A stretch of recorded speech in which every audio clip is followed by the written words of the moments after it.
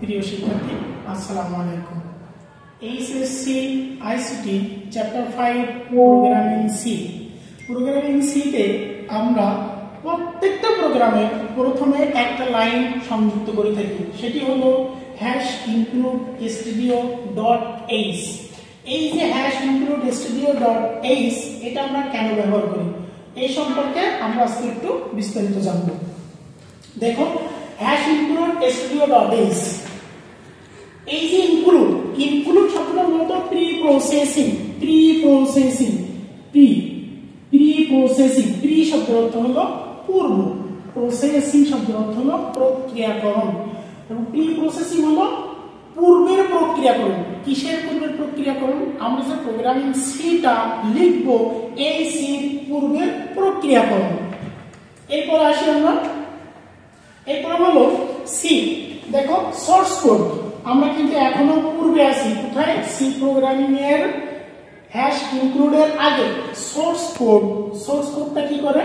Source code মূলত যারা programming C তৈরি করেছে ওরা এটা কিভাবে কাজ করবে, কি কি জিনিসগুলো লাগবে সেগুলো সব সোর্স কোডের ভিতরে দিয়ে দিয়েছে। এরপরে প্রি প্রসেসর। দেখো, প্রি প্রসেসরের ভিতরে ইনক্লুড করা হয়েছে কি?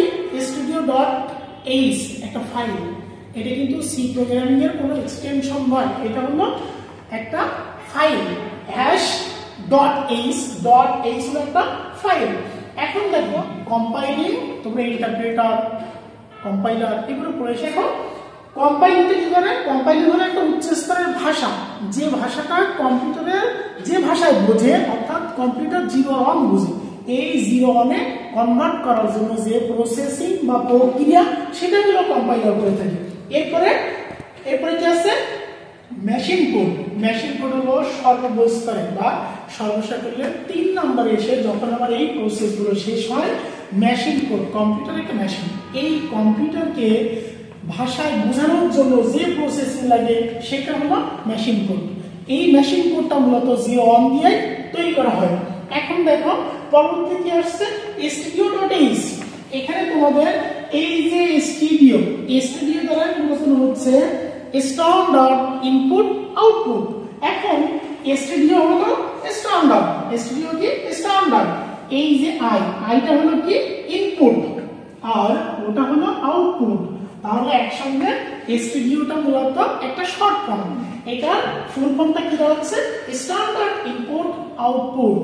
আর .h দেখো এখানে সুন্দর করে দিয়েছি, সেটা হলো .h টা হলো একটা হেডার ফাইল। হেডার ফাইলে কি থাকে?